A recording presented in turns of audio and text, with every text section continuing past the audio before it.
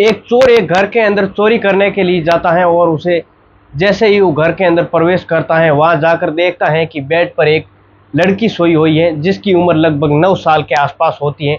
उसके ठीक बगल में वो लेट जाता है। वह आराम से सोई हुई थी और उस लड़की को बड़े आराम से वह चोर देख रहा था। अचानक ही लड़की की आंख खुल जाती है और जैसे ही लड़की की आंख खुल जाती है तो वो अपने सामने एक अनजान व्यक्ति को देखती है लड़की। तो उस लड़की की चीख निकलने लगती है।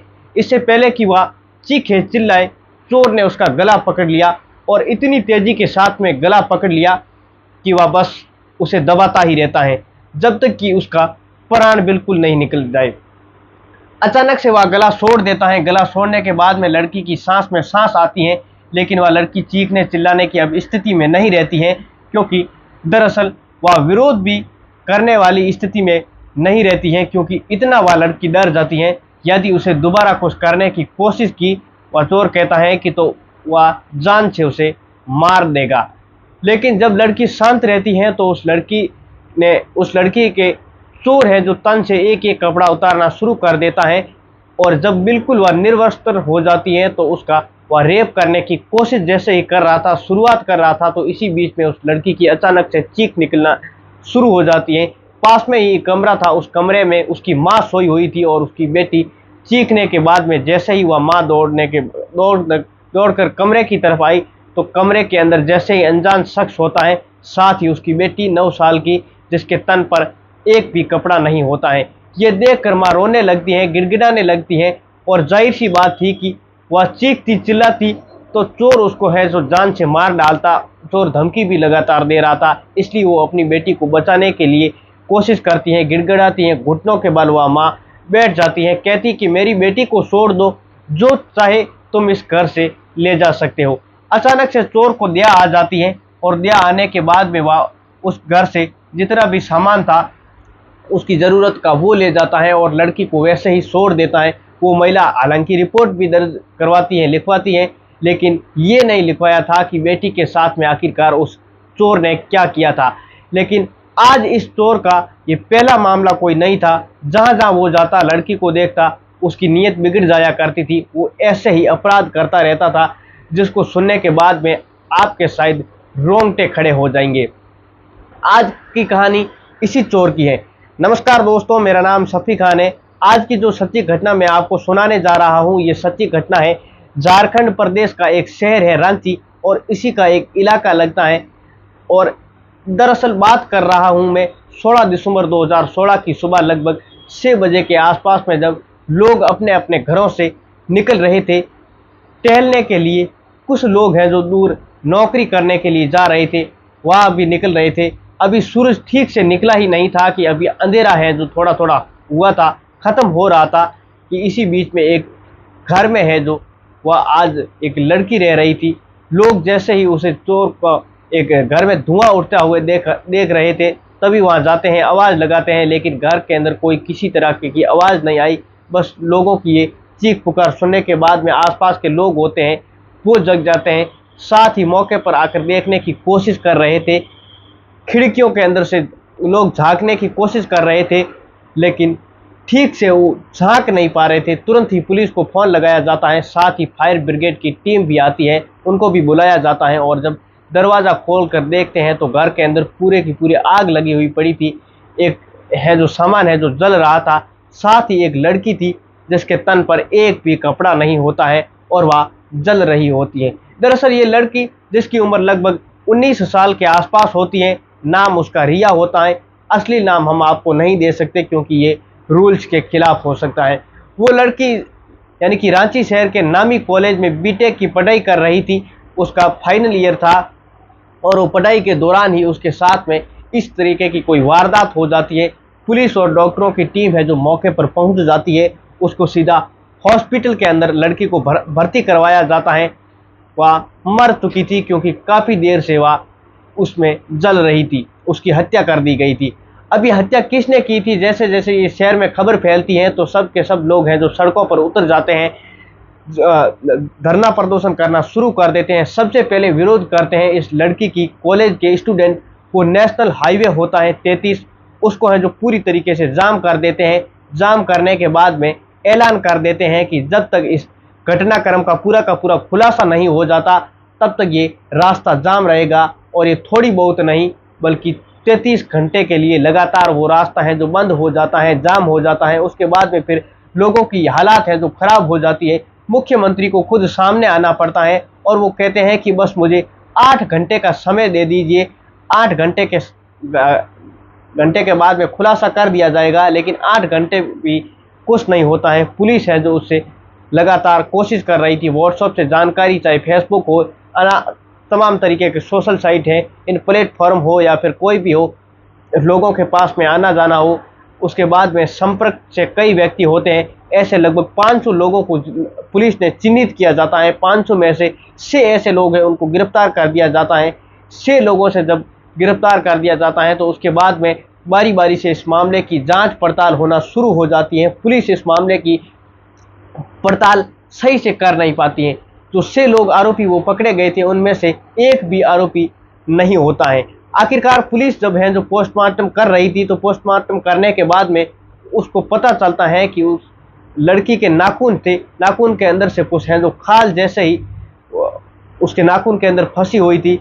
तो वह कोशिश करता है, रिसर्च करने की कोशिश करते हैं तो उसके नाखून में वो खुद है जो उसकी जो किसी इंसान की, किसी मानव की है जो खाल थी। लेकिन ये 6 आरोपी थे, गिरफ्तार किए गए थे, उनमें से किसी की भी ये खाल नहीं थी, किसी का डीएनए है जो मैच नहीं कर रहा था। इसलिए पुलिस ने खाली हाथ वापस लौटना पड़ता है। देखते ही देखते पूरे शहर के अंदर हंगामा खड़ा हो जाता है। पुलिस आखिरकार करे तो क्या करे, ये मामला सीबीआई को दे दिया जाता है। सीबीआई है जो अपने हिसाब से है जो जांच करती है, लेकिन सीबीआई को भी कोई सफलता इस मामले में हासिल नहीं होती है। लगभग कई महीने हैं जो बीत जाते हैं और कहानी है जो आगे बढ़ती है। और है जो सीबीआई का संपर्क होता है एक बूढ़ी औरत से।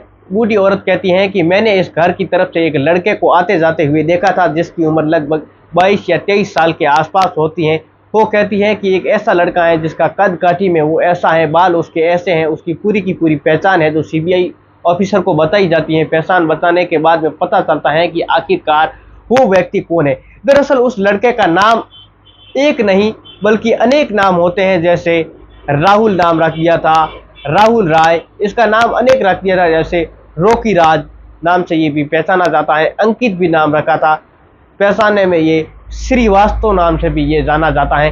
यानी कि आयरन, कई नाम इस लड़के ने रख दी थी, अलग अलग नाम से ये अपने पहचान बना रहा था।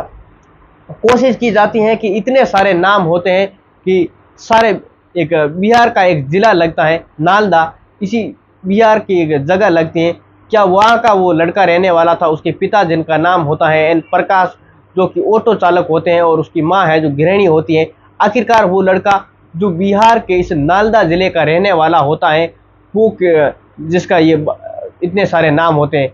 पुलिस वहाँ पहुँच जाती है और उसके बाद में पता करने की कोशिश की जाती है। उसके परिवार के पास पहुँचने के बाद में उसका डीएनए सैंपल लिया जाता है। तो डीएनए सैंपल लेने के बाद में जो उस लड़की के नाखून में ये कुछ पाया गया था तो उस लड़के से ये मैच हो जाता है। कातिल की तलाश थी कि लड़की है जो अब मर चुकी थी, पूरे शहर में हंगामा हो चुका था। ये लड़का है जो कहाँ मिलेगा, कैसे मिलेगा, उसको ऐसी कोई जगह नहीं थी जहां तलाश करने की कोशिश नहीं की गई थी। आखिरकार है जो एक सूचना मिलती है कि लखनऊ में एक लड़का है जो चोरी करते हुए मोबाइल की दुकान में वो घुस जाता है और चोरी करते हुए, और जब वह चोरी करता है तो वहाँ पर पकड़ा जाता है तो उसको जेल में डाल दिया जाता है। और रांची पुलिस को मुखबिर से एक सूचना मिलती है। जब रांची पुलिस सीधा लखनऊ पहुँच जाती है तो वहाँ पर पहुँचने के बाद में आरोपी है राहुल राय, उसको गिरफ्तार करती हैं। वहाँ पर गिरफ्तार करने के बाद में अपने यहाँ यानी कि यहाँ पर लेकर आती हैं और बातचीत करती हैं। तो वहाँ पर बातचीत में ये सामने आता है कि दरअसल वह बताता है कि उसने पटना में एक 11 साल की लड़की से उसके साथ में रेप किया, बलात्कार किया, और उसके साथ में वो चोरी भी करने की कोशिश कर रहा था। चोरी भी करता था और लड़कियों के साथ में रेप भी करता था। उसके बाद में वो तन से कपड़े उतारता है, उसका बलात्कार करता है। बलात्कार करने के बाद में वहाँ से वह निकल जाता है।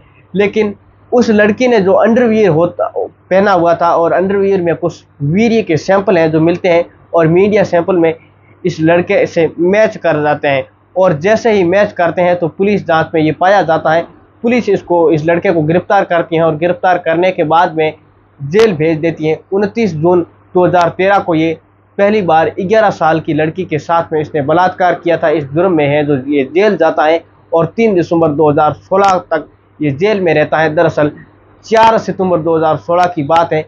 इसकी चाचा है जो इसके ख़त्म हो जाते हैं, उनका है जो अब वह श्रद्धांजलि देने के लिए उसको पटना की जेल से पैरोल मिल जाती है। पैरोल से वो निकलकर सीधे सिपाहियों के साथ में अपने घर की तरफ जा रहा था। रास्ते में एक ठेका पड़ता है, कुछ पैसे उसके पास में होते हैं। दोनों सिपाहियों से वो कहता है कि अगर तुम्हें कोई एतराज़ ना हो तो मैं कुछ शराब पीना चाहता हूँ, मेरा बहुत मन कर रहा है। हालांकि शराब की व्यवस्था है जो क्योंकि बिहार में होती नहीं है, लेकिन फिर भी इससे कुछ जुगाड़ बनाया और शराब की व्यवस्था हो जाती है। शराब पीने के बाद में वह बैठ जाता है। खुद नहीं पीता बल्कि दोनों सिपाहियों को भी खूब जमकर शराब पिलाई जाती है। इतनी शराब पिलाई जाती है कि वो नशे की हालात में हो जाते हैं और वह लड़का मौके पाते ही वहाँ से भाग जाता है। सिपाहियों ने काफ़ी ढूंढने की कोशिश की, लेकिन ये सिपाहियों को ये लड़का है जो मिल नहीं पाता है, क्योंकि जब उन्हें होश आता है तो दोनों सिपाही को जब तक ये वहाँ से वह लड़का है जो बहुत दूर भाग चुका था, बहुत अलग जा चुका था, सीधा वह पहुँच जाता है रांची। और रांची है जो एक ब्यूटी बस्ती चौक है, वहाँ पर पहुँच जाता है। वहाँ जाकर देखता है कि एक पीतम्बर पहले से ही इसके सामने से मंदिर वाली एक गली होती है, वहाँ एक खाली मकान पड़ा हुआ था। वहाँ आसपास के लोगों से वह रिक्वेस्ट करता है, उनसे कहता है कि मैं यहाँ रह लूँ, मुझे कोई यहाँ पे रहना है, मेरा कोई ठिकाना तो है नहीं। आसपास के लोग होते हैं वहाँ पर उस लड़के पर दया करते हैं, उसे कहते हैं कि ठीक तुम यहाँ पर मकान के अंदर रह सकते हो, यहाँ पर कोई भी नहीं रहता है। फिर उस मकान के अंदर वह लड़का रहने लगता है और जितने दिन वह एक दिन मकान के अंदर, एक दिन वह बाहर निकल कर टहलने की कोशिश कर रहा था कि अचानक उसकी नज़र एक लड़की पर पहुंच जाती है। लड़की जिसका नाम होता है रिया होता है, वो काल्पनिक नाम रिया होता है। 19 साल जिसकी उम्र होती है, जो शहर के सबसे नामी स्कूल में बीटेक की पढ़ाई कर रही थी। और उस लड़की के वह लड़का है जो पीछे पीछे जाता है और वहाँ पे उसके घर तक वह लड़का पहुँच जाता है। और ये दिन था 15 दिसंबर सन 2016 की बात है। उसका वह पीछा ख़त्म करते करते उसके घर तक पहुँच जाता है और वहीं से पता चलता है कि ये लड़की बिल्कुल अकेली यहाँ पर रह रही है। उस लड़की के घर में वह लड़का जैसे ही जाता है, 16 दिसंबर 2016 की सुबह लगभग 4 बजे के आसपास उस लड़की ने अपने घर के अंदर, तो वह बेड पर सोई हुई थी, लेकिन क्योंकि ये राहुल होता है वो बहुत ही बड़ा शातिर किस्म का चोर होता है, वो घर के अंदर दरवाज़ा खोलना उसको कला थी, अच्छे से वह आता था, खिड़की खोलने उसको अच्छे से आता था। दरवाजे की वो जैसे ही चटकनी है जो होती है वो शायद कभी दरवाज़ा खुलता ही नहीं, लेकिन वो दरवाज़ा खोलने में वो मास्टर था, वो खोल लेता है और अंदर जाता है। लड़की जो बेड पर बिल्कुल लेटी हुई थी, अकेली लेटी हुई थी, तो उस घर के अंदर और कोई नहीं होता है। जिसकी बिल्कुल बगल में है, जो उसके बिल्कुल बगल में उसके पड़ोस में जाकर वह बिल्कुल लेट जाता है, यानी कि लड़की के पास में लेट जाता है। इंतज़ार कर रहा था कि उसकी जैसे ही वह उस लड़की की आंखें खुल जाती हैं, अचानक उसके साथ में वह लड़की देखती है तो अनजान व्यक्ति को देखकर उसकी चीख निकल जाती है। चीख निकलने के जैसे ही उस लड़की की चीख निकली थी, वो ज़ोर ज़ोर से चीख रही थी, तभी उसको वह लड़का गला पकड़ लेता है और पूरी ताकत के साथ में उस गले को दबाना शुरू कर देता है, जब तक कि उस लड़की को ऐसा लगे कि वह मर नहीं गई हो। ये दबाने के बाद में अचानक इसके साथ में वह लड़का गला छोड़ देता है। जैसे ही हाथ छोड़ता है तो उसके सांस में लड़की की सांस आती है। वो लड़की बहुत बुरी तरीके से अब डर जाती है। वो कहती है कि दोबारा, लड़का कहता है कि दोबारा चीखना चिल्लाने की तुमने कोशिश की तो मैं तुम्हें जान से मार दूंगी। उस चोर ने उसको इतना डरा दिया था कि वो चीखने की अब स्थिति में नहीं होती है। उसके बाद में उसके साथ में वह लड़का बलात्कार करता है। जब वह बलात्कार करता है तो तब उसकी है जो माँ है जो वह जाग जाती है। उसके बाद में वह वहाँ आकर खिड़की है जो वहाँ पर देखने की अंदर कोशिश करती है, तो वह गला दबाता है और उस लड़की की वह हत्या कर देता है, क्योंकि वह चीखने चिल्लाने की स्थिति में तो थी ही नहीं और उसके साथ में उसने रेप किया था। इतनी भयभीत वो लड़की हो चुकी थी, डर चुकी थी। लेकिन पहली घटना थी जो साल 2013 की थी, क्योंकि उसका वीर्य है जो उसका सैंपल मिल गया था, तब उसने सोचा था कि आखिरकार मैं पकड़ा जाऊंगा। उस पूरी तरीके से वो उस पूरे घर में आग लगा देता है। लड़की के कपड़े जला देता है, लड़की को ही साथ में जला देता है। एक एक तन पर कपड़ा उस लड़की के नहीं होता है क्योंकि उसके कपड़ों की वह जला देता है और उसके द्वारा वह फिर से जेल जाना नहीं चाहता था। उस लड़की के साथ में वह ऐसी हैवानियत करता है कि वहाँ से वह फिर फरार हो जाता है, भाग जाता है। जब लोगों को इस बात का पता चलता है कि लड़का यानी कि इस घर में अंदर अचानक से आग कैसे लगी है, आज लड़की है जो पूरी की पूरी तरीके से जल चुकी है क्योंकि उस लड़के ने पूरे घर के अंदर आग लगा दी थी।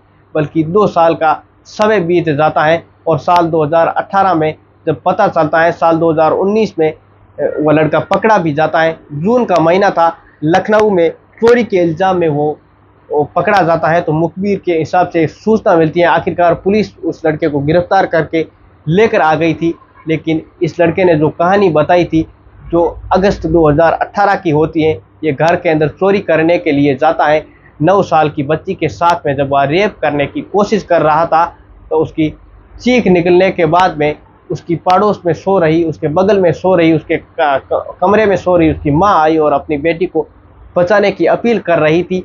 तब जाकर उसकी बेटी है जो उसकी बेटी को वह लड़का छोड़ देता है। लेकिन जिनकी जान है जो वह नहीं बख्शता।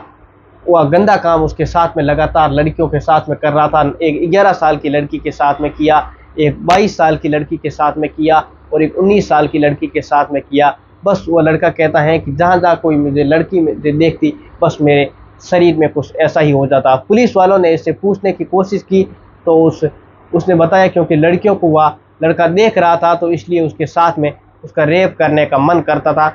मामले की जब सुनवाई होती है तो इस मामले की सीबीआई जांच कर रही थी और सीबीआई ने इस पूरे की पूरे घटनाक्रम और डीएनए सैंपल जो भी थे, इस लड़के की जांच में पुख्ता सबूत मिल जाते थे और उसके आधार पर जब कोर्ट में ये मामला रखा जाता है तो इसको फांसी की सज़ा सुनाई जाती है। 20 दिसंबर 2019 को सीबीआई कोर्ट में इसको फांसी की सज़ा सुनाई जाती है और जज साहब होते हैं वो कहते हैं कि इसको तब तक फांसी पर लटका के रखना जब तक कि इसका प्राण ना निकल जाए। दोस्तों, इस कहानी को सुनाने का उद्देश्य किसी को परेशान करना नहीं था, किसी का दिल दुखाना नहीं था, बल्कि आपको सावचेत करना था, आपको सचेत करना था। फिर मिलते हैं एक और इंटरेस्टिंग कहानी में, तब तक के लिए नमस्कार।